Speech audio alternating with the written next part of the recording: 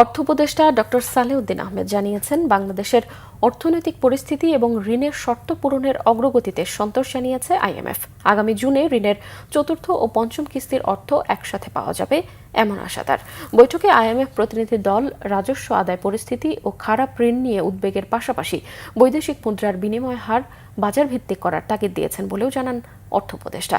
Report Ziaul হক সবুজের।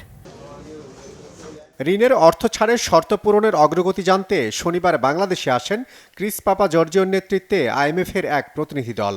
রবিবার সচিবালয়ে অর্থ উপদেষ্টা ডক্টর সালেউদ্দিন আহমেদের সঙ্গে বৈঠক করেন তারা।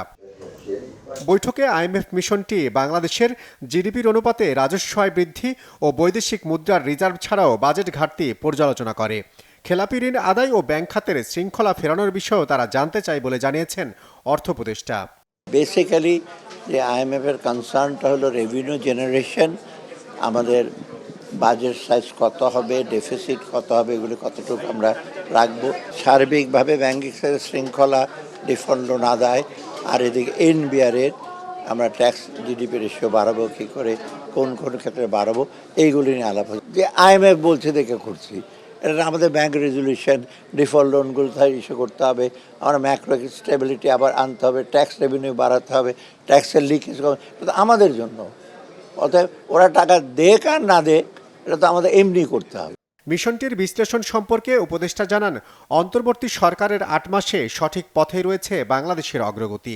সব ঠিক থাকলে চতুর্থ ও পঞ্চম কিস্তির বাকি $239 কোটি পাওয়া যাবে আগামী জুনেই। ওরা বাংলাদেশে ইকোনমি বলেছে মোটামুটি এখন things are stable, things are moving to the right direction, কিন্তু এই রিভিউর পর একটু দেখবে।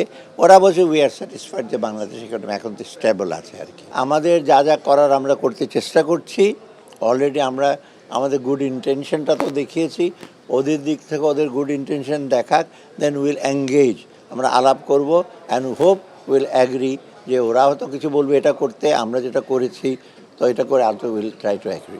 2023 সালে শুরু হওয়া $470 কোটি ঋণ কর্মসূচির প্রথম 3 কিস্তিতে $231 কোটি পেয়েছে বাংলাদেশ। বাকি অর্থ এবছরের জুনে আইএমএফের বোর্ড সভায় অনুমোদন মিলবে এমন আশা অর্থ উপদেষ্টার। জিয়াউল হক সবুজ, বাংলা ভিশন, ঢাকা।